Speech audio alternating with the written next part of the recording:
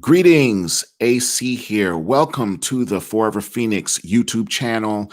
Make sure that you subscribe, like, comment, and share. I bring some very potent content as it relates to anything dealing with spirituality, oneness, unity, and a plethora of other metaphysical topics.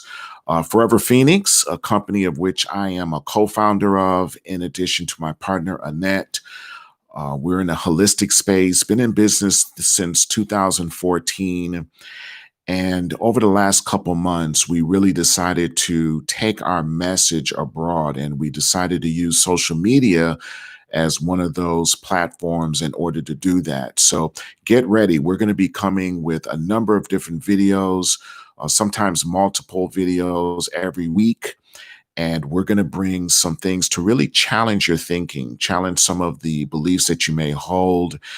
And we're going to also talk about different essential oils, different techniques and tools, different things that you can use to help you in your journey of life. I do want to put a disclaimer out here that a lot of the information that we share with you, whether it's me, my partner, or anyone else that utilizes this channel to communicate information to you, we understand that there are many different truths out there, and that the truth that you may hear from myself may not be your truth, and that's quite okay. So if the information resonates with you, by all means, apply it and utilize it in your life in a way that you see fit.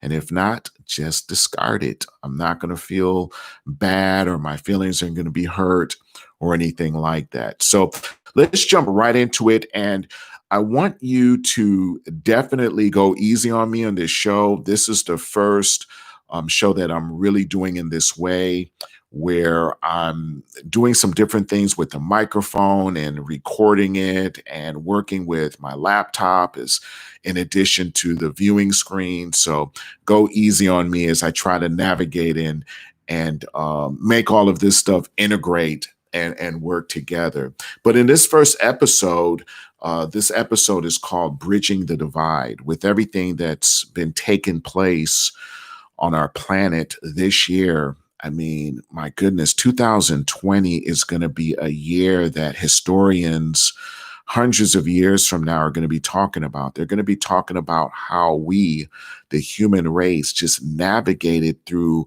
this year with everything that's just happened so far, from January to where we are now.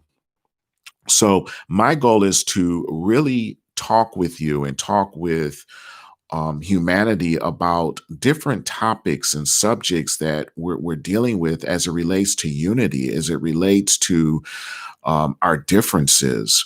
You know, it's important that we start understanding each other. And one of my goals here is to use this platform as a way to communicate with you so that we can start talking through some of these things, so that we can find viable solutions, so that we can move forward and live in peace and harmony. You know, I have this theory, and yes, I'm jumping into a paradigm here, but I have this theory that there is 1% of the population. There's a group of elitists out there that have a lot of money, and more importantly, they have a lot of power, and they're working counterproductive against the other 99% of us that are really trying to just live a decent life, provide for our families, and live in peace and live in harmony. And right now, I think that there's an agenda to keep the masses, keep the 99 percenters separated, and keep us from talking about um, things that bring us together. You know, there is an agenda that let's put some things out there to keep them divided, keep them separated, keep them in this illusion of separation, so that we don't work together and we don't come together, because there's definitely more of us than there are of them.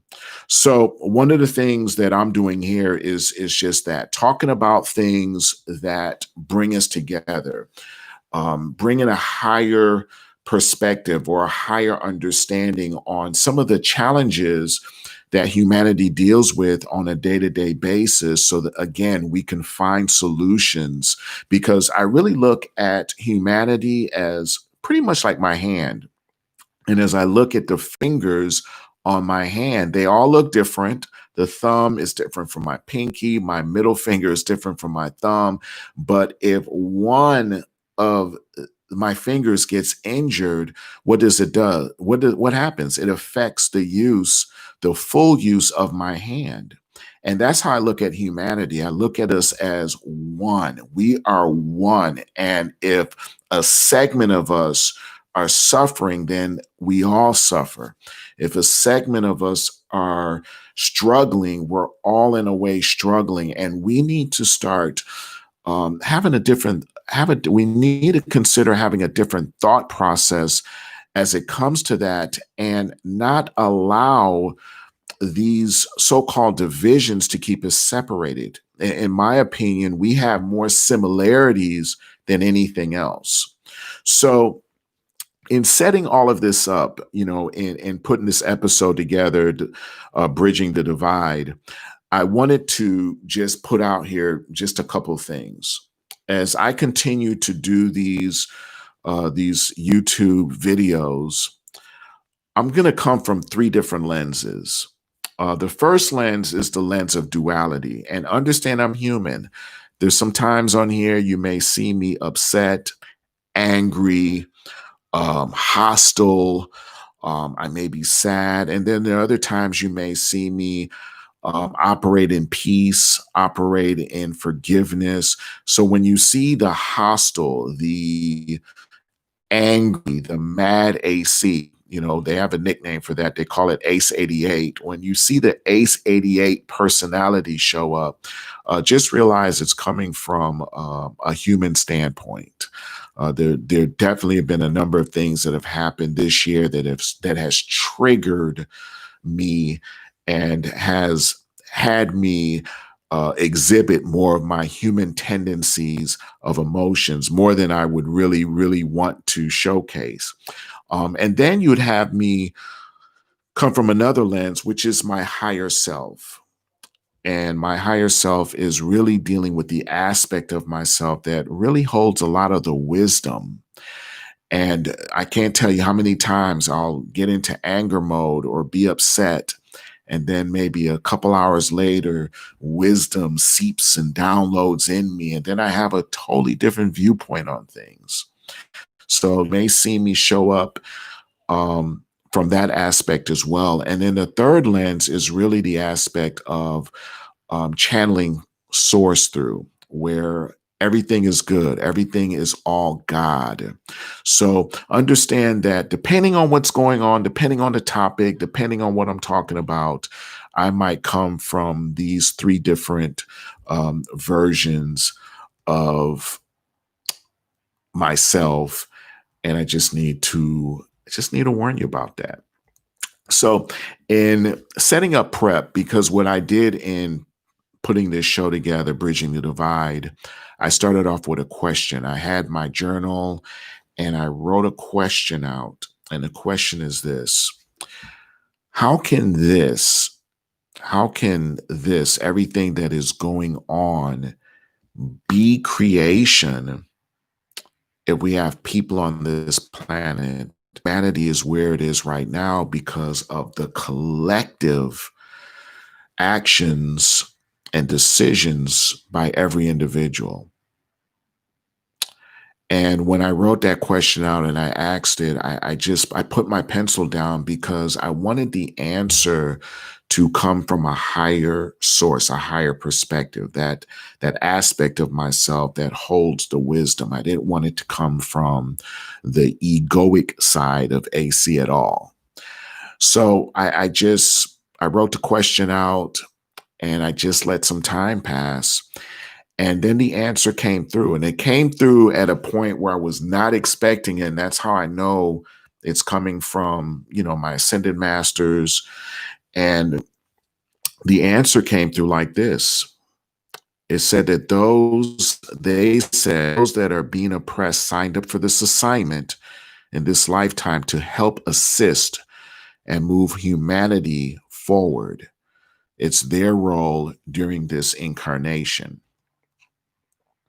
Then they went on to say that everyone on this planet has a role. Contracts were made before we were born, and now these contracts are being played out. So when I received that message, I had to take some time and let that simmer in my mind. Number one, I believe in reincarnation. But let me back up, because if you're brand new checking out this video, checking out this channel for the first time, you might be like, okay, this Ace, you had me until you said that, because that makes absolutely no sense. And I wasn't surprised at the answer about us choosing to come here in the way we look, choosing our parents, choosing different points in our life where we go through some different experiences. That's my house phone going off. I wasn't surprised at that at all. But when we got down here and as we're living through it, it's really painful. It's really painful. You know, I look at my life, and I'm talking about reincarnation here. There are just some things that I gravitate to, and I have no current understanding as to why, other than I know I've been here before. I'm connected to Italians. I'm connected to Egyptians. I'm connected to the gangster phenomenon that happened in the early 1900s to maybe 1950. You know, for some reason, I feel as though I lived through those times. You know, I've studied every gangster from Al Capone, Lucky Luciano, Bugsy Siegel, Maya Lansky, you know, all of them. I mean, I can watch hours and hours of that. I'm very connected to things Egyptian, very connected to military shows pre the 1500s, before gunpowder was ever invented. I feel a special connection to military war, dealing with bows and arrows and swords, shields, gladiator type combat for some reason. So I believe we've had many different lifetimes. I believe that we were different things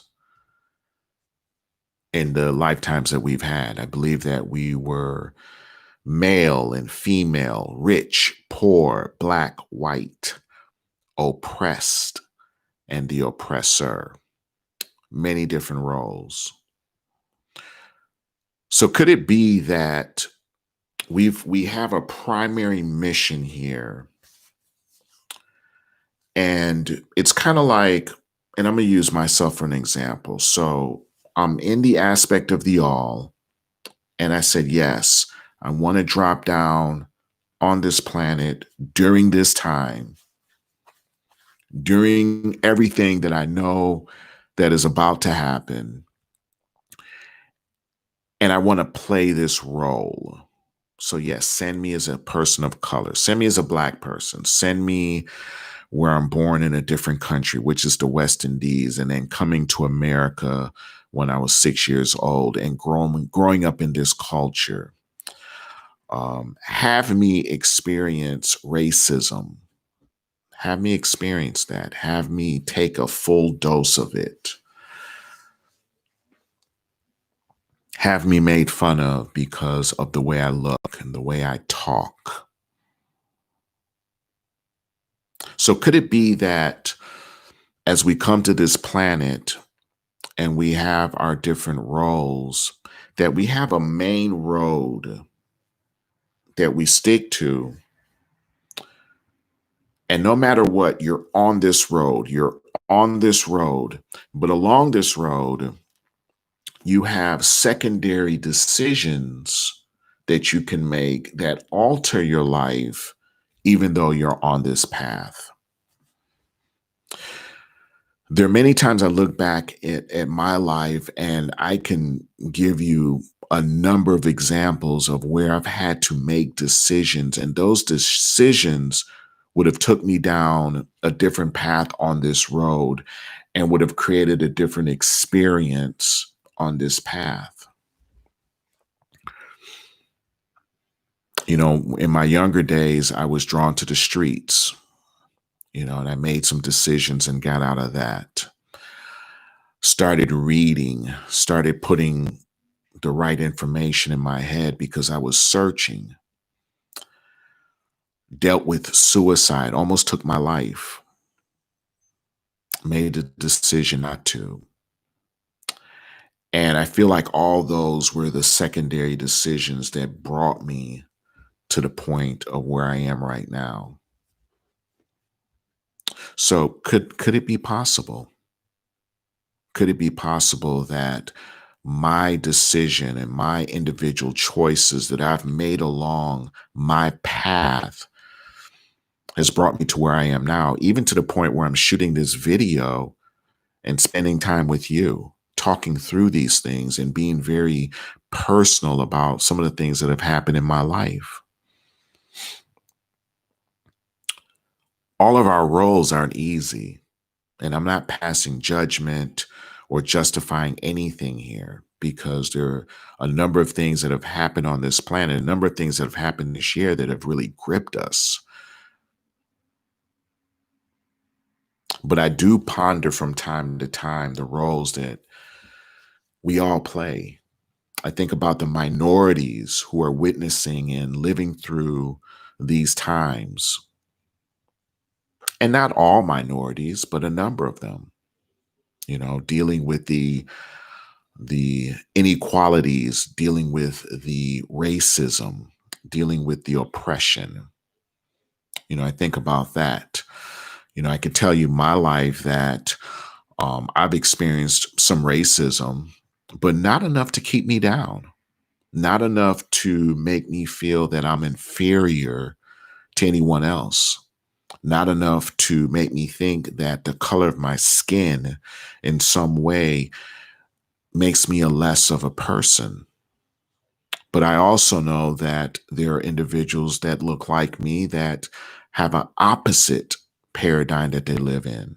They wake up feeling oppressed. They wake up feeling less than.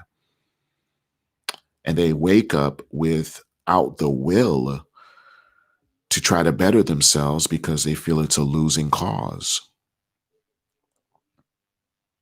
I also think about individuals that are Caucasian or white. Maybe, I had the thought not too long ago about an individual living now, knowing that two, three generations that came before them were slave owners. And because of that, they've benefited from that. And I often wonder what that life is like. But maybe they're dealing with guilt. Maybe they're dealing with depression. Maybe they're dealing with emotions that we don't understand. It's so easy. My point is, it's so easy for us to judge another one's lot and to speak on that without walking their shoes. I've been really working on myself and gaining more understanding with others that don't look like me so that we can bridge this divide, so that we can come together.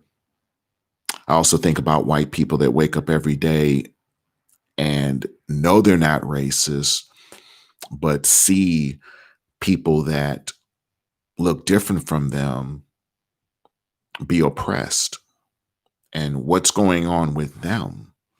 You know, uh, some of them may be feeling hopeless, some of them speaking out.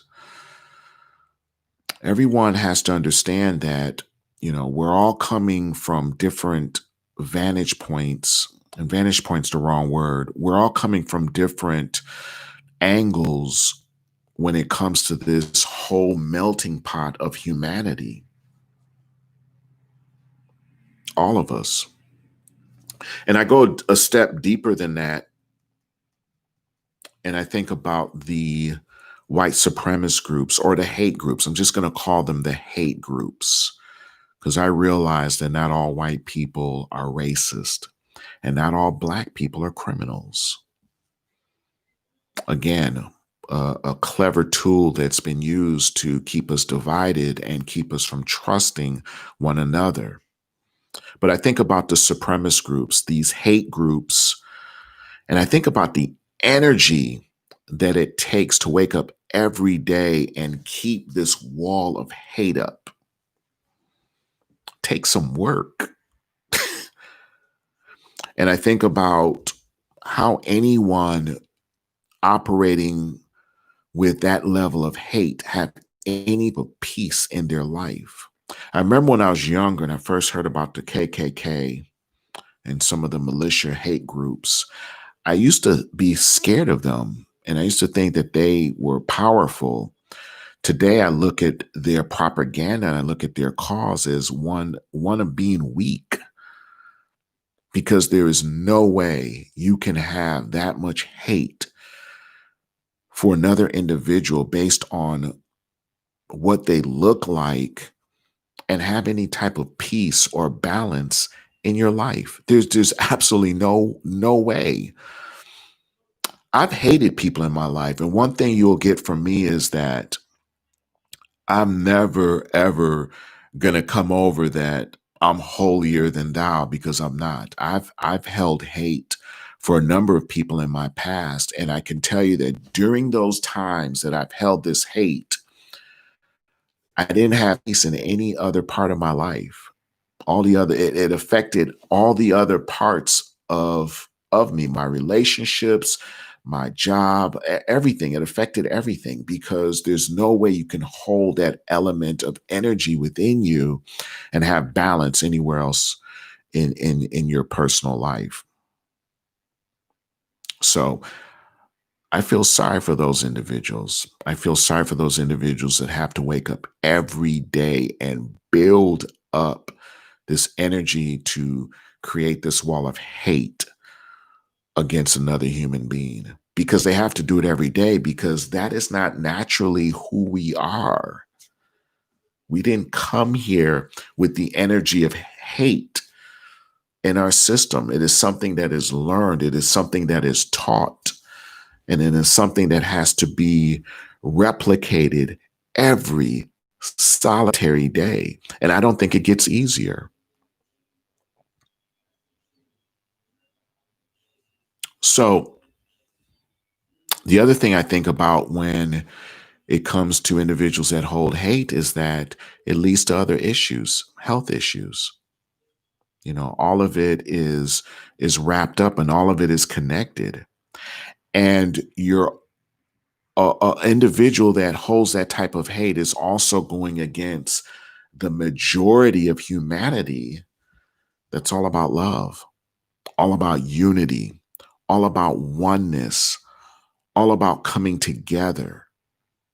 There is an enormous amount of momentum that an individual of hate is going up against. And that's why I believe that these hate groups, they can't last a long time. They're struggling to maintain their narrative because, yes, and I'm not saying that racism doesn't exist. It exists. It's actually been played out in different ways, because the human aspect of it has been neutralized in a way, even though it continues, and that's why it is fanned out into other things. But hate is not an energy that I believe can create enough momentum to eradicate the amount of love that we have on this planet. So I want us to think about that. I want us to really look at talking with individuals that operate differently than us. And this is the reason why I talk about bridging the divide. Meet someone on the bridge that looks different from you, and have a conversation. You'll find that you have more in common with that individual than what you feel is different. Just because you look one way and I look another way doesn't mean that we don't have similar interests. We want to take care of our families. That's a common interest. We want to be able to enjoy life. It's a common interest. We want to pursue our goals and dreams. That's a common interest. We want to worship in the way that we want to individually worship. That's a common interest. We want to see our kids do well. We want to see our kids do better. That's a common interest. Again, we got way more in common than we do that's different about us. And I think that moving forward, we all need to start looking at individuals in that way. We need to consider talking through things that speak to the similarities that we have amongst each other. As I was continuing to just ponder this entire situation, another message came through and it said that the Kobe situation was connected to George Floyd. And I was kind of like taken back because, like, where did this come from? I remember where I was when I heard the news about Kobe. I was actually in Las Vegas. And I can remember after that going through an array of emotions that really started the crying episodes for me. I've cried more this year than I've cried in the last 10 years put together. Just uncontrollable crying when it came to Kobe. And I don't know why. I knew Kobe as a ball player. Never knew any of the things that he did for humanity until after his death. So I wasn't really connected to him other than knowing he was a great basketball player. But I went through these emotions and I was talking to my father on Father's Day and I couldn't even explain to my dad why. Why for some reason Kobe just affected me. And it would be interesting to know, drop some notes in the comment section, kind of like where were you and some of the experiences that you may have felt or gone through because of Kobe. I don't think it was just me. I think that Kobe and how he passed and transition affected millions and millions of people around the planet.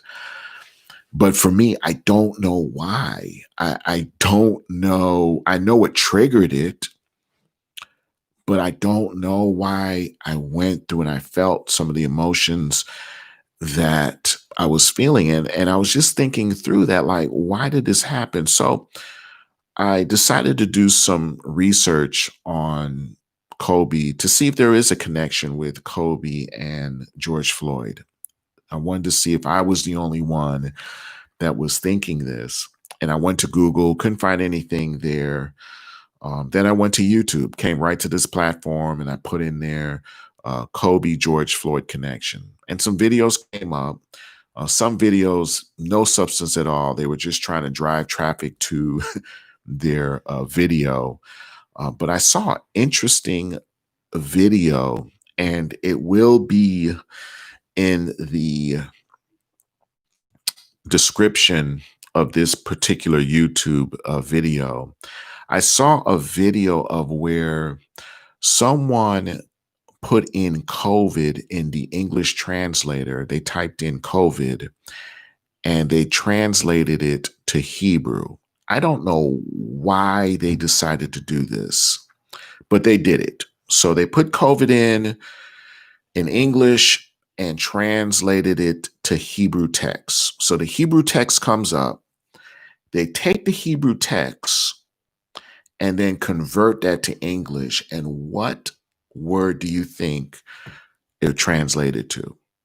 It translated to Kobe. So, of course, I'm blown away. Like, you got to be kidding. And again, make sure the link should be in there. I'm not all set up to pull it up on my screen and all that. I'm not that technically advanced yet. So bear with me. We will get to that point in this show at some time in the future. But the link should be in here, and hopefully they have not deleted it, because what I did was I tried to do the same thing. I went, put it in, translated to Hebrew, but it didn't translate. I'm like, that's weird. So I went back and looked at the video again, and what I noticed was that one of the Hebrew symbols or letters was inserted in the front, because I was watching back and forth to make sure I was doing everything right. And it was just put in. It wasn't in the original video that I have in this description here, but when I tried to do it was, and so I went back and I just looked through the comments of that particular video to see if other people were experiencing the same thing. And what's interesting is that they said Google changed it. Why would Google change that? Why? See, I happen to believe that there are no coincidences. And I happen to believe that the Kobe situation was the first match that was lit in an array of events that you and I are going to experience. I remember when we started doing our Zoom get togethers, I told everybody, I thought COVID was the first one, but it was actually Kobe. I believe that Kobe was the first match that lit this thing, and we're going to go through a series of events. And for a while, I was calling it the 12 plagues. And I don't want to call them that. I'm just going to call them events. I'm going to call them episodes. Kobe was episode 1, which happened in January. COVID came right behind it in the month of March. We were all shut down. And then George Floyd happened in May. So January, March, May, 2-month intervals. My partner, Annette, happens to believe that the next one is going to take place in July. So Kobe sparked a match, created all kind of emotions worldwide. Every country, people were mourning and going through some type of emotional situation because of Kobe. 2 months later, COVID hits, and the universe says, everyone go home and sit down. And I believe that during that time, there was a lot of internal searching. And again, drop some things in the comments, because I would really like you guys to explain what you were doing during the shutdown. Was it a time where you were doing some self-reflecting, thinking about your life, thinking about your job, thinking about your passion and your purpose on this planet? It'd be really interesting to know. So definitely drop something in the comments and let me know. And during that isolation time, I feel that we kind of brought together our truths, our core truths. And then when George Floyd happened, the dam came down. Those 8 minutes and 46 seconds just sent shockwaves through the planet. And people are hitting the streets, because remember, everybody's supposed to be in isolation. George Floyd happened. Everybody's in the streets protesting, all colors, all cultures, all backgrounds, speaking one unified message, a message of equality. I don't think that that was a coincidence. I really think that the universe is operating by a universal design with a divine purpose to bring about the evolution of the human species. And the planet had to evolve first. While we were in isolation, what happened? The air became cleaner. We're starting to see mammals and fish in the sea that we haven't seen in quite some time. We're starting to see birds in areas we've never seen them before. It changed everything with the planet. The planet had to go first, and now we're going through that shift ourselves. And I just feel it's important to talk through that and mention that because that's literally what's happening.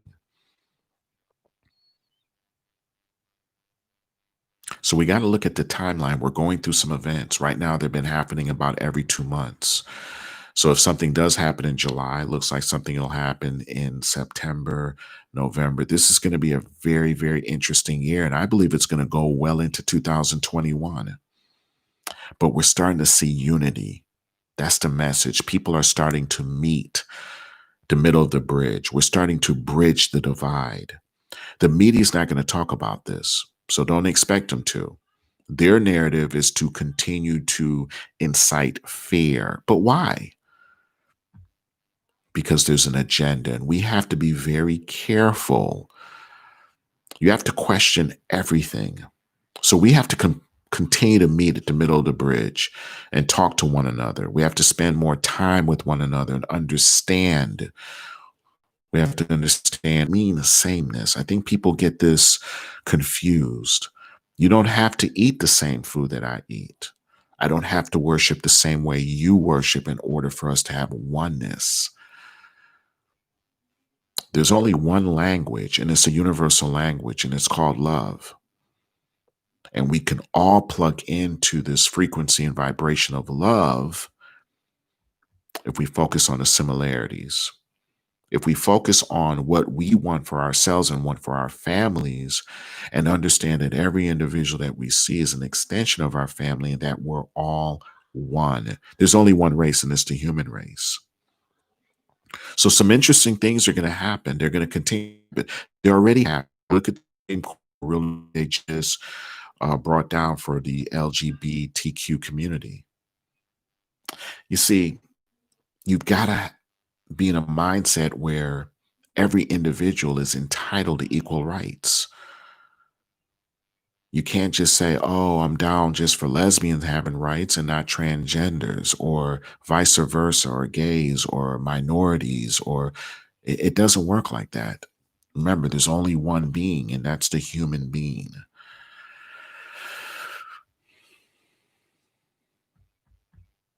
So, this is the path that we're embarking on, coming together, working together, creating equality for every human being.